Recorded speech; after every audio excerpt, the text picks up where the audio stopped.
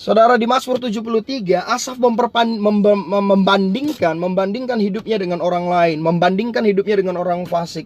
Dia melihat, ketika dia melihat orang fasik, dia lihat bahwa kok orang fasik enak banget ya, orang yang tidak melakukan firman Tuhan sungguh-sungguh, tapi kok hidupnya enak aja gitu loh. Istilahnya bahkan dikatakan Asaf memperbandingkan sangat dalam, sampai dikatakan mereka nggak mengalami sakit, mereka tidak mengalami kesusahan manusia, mereka tambah gemuk dan segar, dikatakan seperti itu. Bahkan di ayat selanjutnya, Mazmur 73 ayat yang ke 9, dikatakan mereka membuka mulut melawan langit dan lidah mereka membual di bumi. Sampai-sampai mereka berani, istilahnya nggak mungkin Tuhan hukum kita, sampai seperti itu. Buktinya aku udah lakukan ini tahunan, aku mungkin kayak gini, aku udah korupsi gitu ya, aku udah korupsi tahunan, buktinya nggak terjadi apa-apa, semua fine-fine aja. Aku lakukan hal yang jahat, nggak ada orang yang tahu, bahkan Tuhan nggak hukum aku. Mungkin kayak gitu ya, mungkin pemikirannya seperti itu. Bahkan orang-orang fasik berani seperti itu. Dan dikatakan di ayat yang ke 12, sesungguhnya itulah orang-orang fasik, mereka menambah harta benda dan senang selamanya. Wow, dikatakan sesungguhnya, sampai Asaf membandingkan hidupnya seperti itu. Sesungguhnya demikianlah orang fasik, mereka menambah harta, dikatakan mereka menambah harta benda dan senang selamanya. Wow,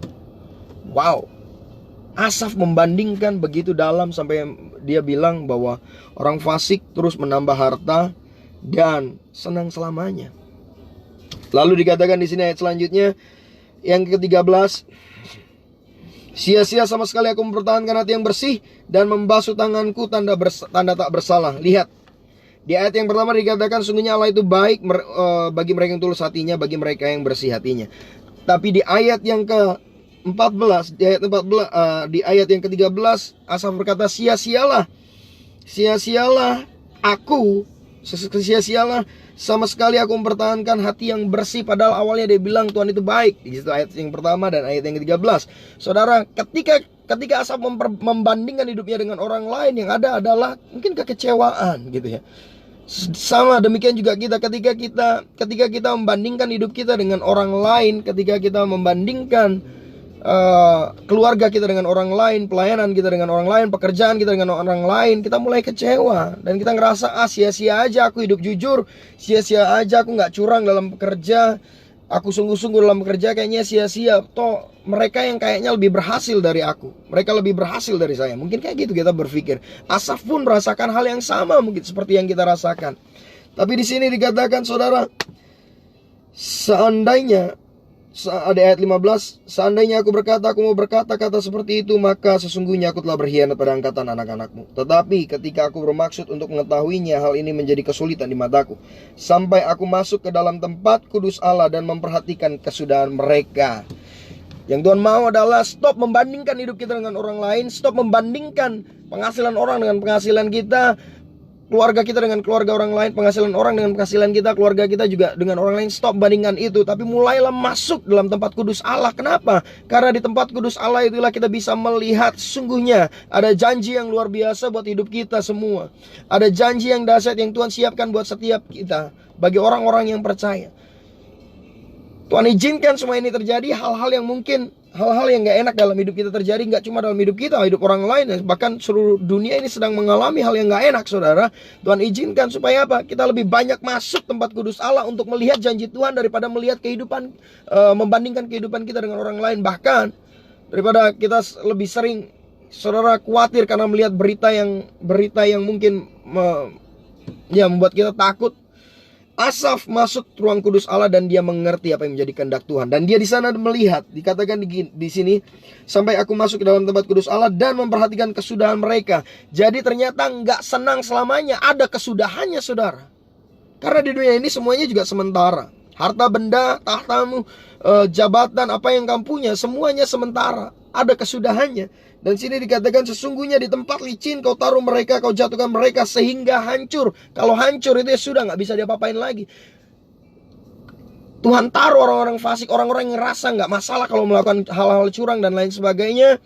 Tuhan taruh dalam tempat yang licin. Saudara, firman Tuhan katakan berbahagialah orang yang mendengarkan dan melakukan firman Tuhan. Mereka akan seperti Mereka seperti orang yang bijaksana yang menggali dalam-dalam dan menaruh batu dan mendirikan rumah. Jadi saudara, saya percaya bahwa firman Tuhan ini ya dan amin. Firman Tuhan katakan Yeremia 17 ayat 5 dan sampai 8, ayat 5 sampai 6-nya berkata gini, terkutuklah orang yang mengandalkan kekuatannya, ya. Terkutuklah orang yang mengandalkan manusia, mengandalkan kekuatannya sendiri, yang hatinya menjauh daripada Tuhan. Mereka tidak akan mengalami keadaan baik. Sesungguhnya orang-orang yang kelihatannya senang, kelihatannya mereka happy tanpa hidup sungguh-sungguh dalam Tuhan, sesungguhnya mereka tak ditaruh Tuhan tempat yang licin. Ya. Ketika mereka mengalami hal yang gak enak, dikatakan mereka hancur. Bahkan di ayat selanjutnya, sungguh di tempat-tempat licin kau taruh mereka, kau jatuhkan mereka sehingga hancur. Betapa binasa mereka dalam sekejap mata, lenyap habis oleh karena kedahsyatan. Seperti mimpi pada waktu terbangun ya Tuhan, pada waktu terjaga rupa mereka kau pandang hina. Saudara, jadi orang-orang yang tidak mengandalkan Tuhan, orang-orang yang cuma puas dengan mendengar firman Tuhan tapi tidak melakukannya, tidak punya pondasi yang kuat. Firman Tuhan katakan di 1 Yohanes 2 ayat 15 sampai 17. Saudara, karena keinginan-keinginan dunia ini bukan daripada Bapa, dan dunia sedang lenyap dengan keinginannya, itu keinginan mata, kangkuan hidup, keinginan daging, kangkuan hidup, itu sedang lenyap dengan keinginannya. Tetapi orang-orang yang melakukan firman Tuhan, orang-orang yang melakukan kehendak Allah, dia tetap selama-lamanya, dia akan tetap selamanya. Jadi orang-orang yang istilahnya hanya memuaskan keinginan mata sekarang, saudara, dalam masa-masa sulit ini, keinginan mata apa yang bisa kita puaskan, saudara? Keluar mall sekarang banyak sepi, bahkan banyak yang outlet-outlet tutup, saudara. Kenapa? Tuhan sedang murnikan kita. Dikatakan kenapa? Kita akan berbahagia ketika kita memiliki hati yang bersih. Karena di ayat yang pertama, Mazmur 73 ayat yang pertama, di sini katakan, sesungguhnya Allah itu baik bagi mereka yang hatinya bersih. Dikatakan, dan bagi mereka yang bersih hatinya dan tulus hatinya. Jadi Tuhan mau setiap kita berbahagia. Kenapa?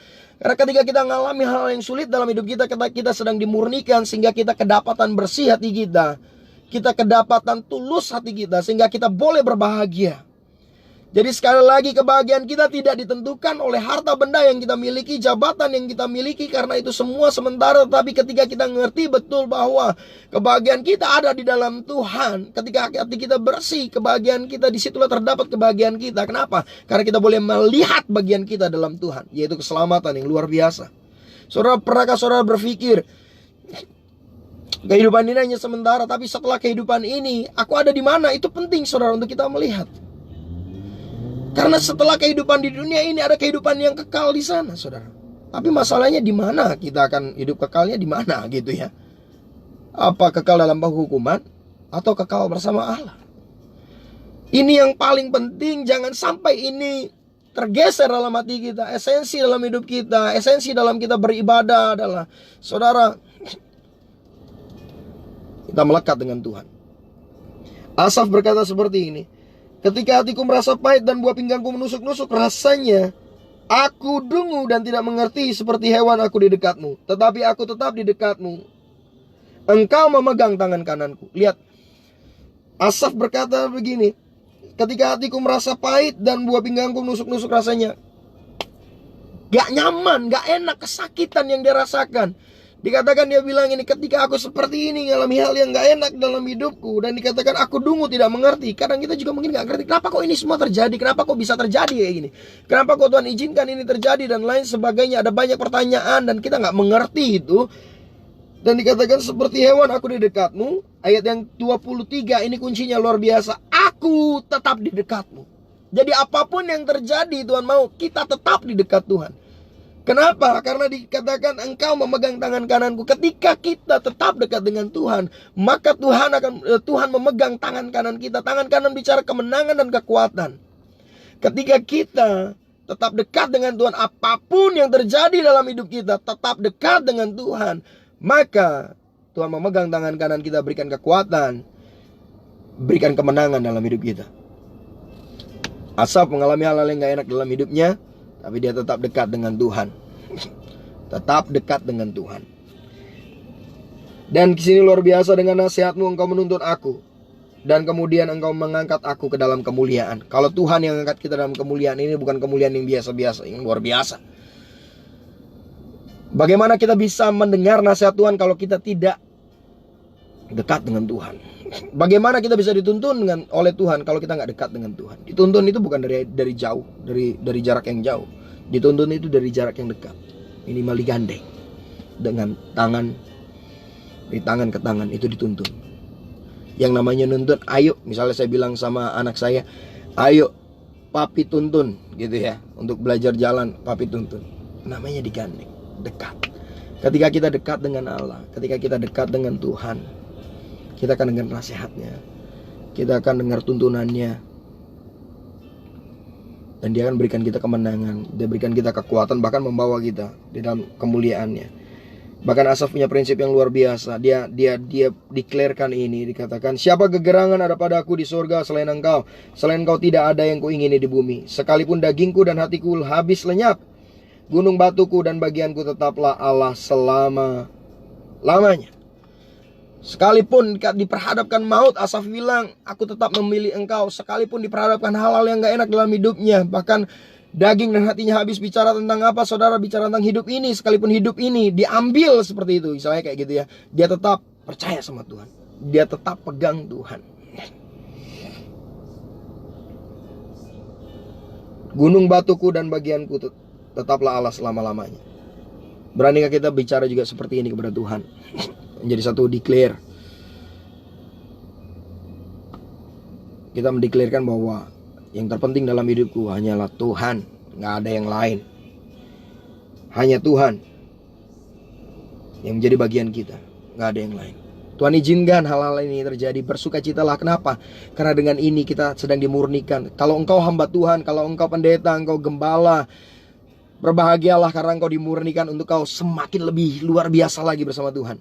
Kalau engkau sedang dimurnikan hamba-hamba Tuhan, bersukacitalah karena habis ini, setelah ini lewat, kita lewati bersama-sama, ada hal yang besar yang Tuhan sedang nyatakan dalam hidup kita. Tuhan membawa kita naik lebih lagi. Dan juga dikatakan seperti ini, sebab sesungguhnya siapa yang jauh daripadamu akan binasa. Ingat, jangan jauh daripada Tuhan, karena kita akan binasa. Kau binasakan semua orang yang berzina dengan meninggikan engkau, tetapi aku suka dekat Allah. Aku menaruh tempat perlindunganku pada Tuhan Allah, supaya dapat menceritakan segala pekerjaannya. Jadi intinya dari semuanya, saudara, terakhir dikatakan supaya aku dapat menceritakan pekerjaannya. Jadi apa yang Asaf alami? Asaf mengalami satu kayak seperti ketimpangan dalam hidup. Kenapa orang yang tidak melakukan firman Tuhan sungguh-sungguh, hidupnya biasa-biasa aja diberkati, dia mulai cemburu, dia mulai bandingkan hidupnya dengan hidup orang lain itu. Tetapi ketika dia memutuskan untuk masuk dalam ruang kudus Allah, di sanalah Tuhan singkapkan segalanya. Dan Tuhan izinkan hal-hal yang gak enak terjadi dalam hidup kita. Supaya apa? Pertama, supaya setiap kita memiliki hati yang bersih, karena kita sedang diuji sama Tuhan. Yang kedua, yang terakhir ini yang luar biasa, supaya kita menceritakan pekerjaan Tuhan yang dahsyat. Artinya apa? Supaya banyak orang diselamatkan ketika kita bercerita tentang kebaikan, kemurahan Tuhan, mujizat Tuhan yang terjadi dalam hidup kita. Ada banyak orang akan diselamatkan melalui kesaksian hidup kita. Jadi hal-hal yang gak enak yang Tuhan izinkan saat ini terjadi adalah supaya dari masa-masa yang sulit ini kita lewati, akan ada banyak kesaksian yang akan kita ceritakan pada banyak orang, dan orang akan banyak melihat perbuatan Tuhan yang dahsyat, sehingga mereka boleh diselamatkan. Itulah maksud Tuhan izinkan itu semua, supaya kita boleh menceritakan pekerjaan Tuhan yang ajaib dalam hidup kita. Jadi sore hari ini jangan patah semangat ketika menghadapi hal yang sulit, bahkan belum melihat mujizat. Percayalah, Pak, tapi bagaimana ini bisnis hancur semua dan lain sebagainya. Firman Tuhan katakan, carilah dahulu kerajaan Allah dan kebenarannya, maka semua akan ditambahkan kepadamu. Yang terpenting dalam hidup kita, firman Tuhan katakan, bukankah tubuh lebih penting daripada pakaian? Amin, saudara. Bukankah hidup kita juga lebih penting daripada makanan? Dan yang terlebih lagi, bukankah Yesus itu terpenting dalam hidup kita? Bukankah Yesus itu segalanya dalam hidup kita? Biarlah kita tetap dekat dengan Allah, apapun yang terjadi, tetap dekat dengan Allah. Sama apa yang Asaf lakukan, Sekalipun dia nggak ngerti, dia tetap dekat dengan Allah. Sekalipun dia nggak tahu, sekalipun nggak nyaman, dia tetap dekat dengan Allah. Sehingga dia dengar nasihat Allah, sehingga dia dengar nasihat Tuhan. Dia dituntun oleh Tuhan dan dibawa, dipegang tangan kanannya, diberikan kekuatan, diberikan kemenangan, dan dibawa kepada kemuliaan. Itulah yang akan terjadi dalam hidup kita. Stop perbandingkan hidup kita dengan orang lain. Stop melihat istilahnya ya hidup orang lain sehingga kita melihat, bukan stop melihat hidup orang lain, membandingkan hidup kita dengan orang lain. Stop. Karena percayalah, setiap kita memiliki janji Tuhan yang dahsyat dan ajaib. Setiap kita memiliki destiny yang dahsyat yang Tuhan siapkan dalam hidup kita. Jadi sekali lagi, tetap dekat dengan Tuhan. Sekalipun dagingku dan batinku habis lenyap, tetaplah Allah selama-lamanya. Gunung batuku, tetaplah Allah selama-lamanya. Tuhan Yesus memberkati.